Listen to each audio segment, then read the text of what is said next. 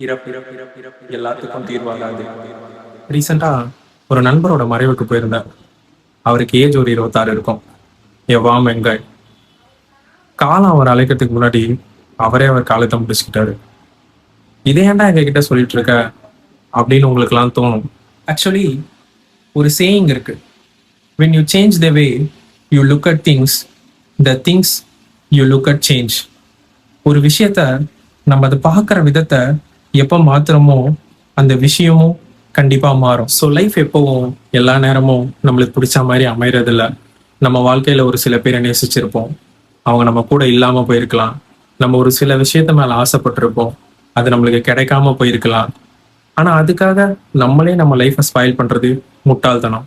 As a human being எல்லாரும் certain point of டைம்ல கண்டிப்பா சஃபர் ஆவாங்க. But we have to break through that. எல்லாருக்குமே நெகட்டிவ்ஸ் வரும், எல்லாருமே டார்க் சைடை ஃபேஸ் பண்ணியிருப்போம். ஆனா நிறைய பேர் அதை ஓவர் கம் பண்ண ட்ரை பண்றதே இல்லை. அப்படி ஒரு டார்க் சைடு வரும்போது உங்க வியூஸ் அண்ட் விஷன்ஸை மாத்துங்க. பாசிட்டிவ் திங்ஸ்ல ஃபோக்கஸ் பண்ணுங்க. பிகாஸ் நம்ம எடுக்கிற இந்த தப்பான முடிவுகள்னால நம்ம இழக்கிறது நம்மளையும் நம்ம வாழ்க்கையை மட்டும் இல்லை, நம்ம நம்பி இருக்கிறவங்களோட வாழ்க்கையும் சேர்த்துதான். நீங்க மற்றவங்களை நினைச்சு உங்களை இழந்துறீங்க, ஆனா உங்களை நினைச்சிருக்க யாரையும் நீங்க பார்க்கறதே இல்லை. So stay positive, think positive and live happy.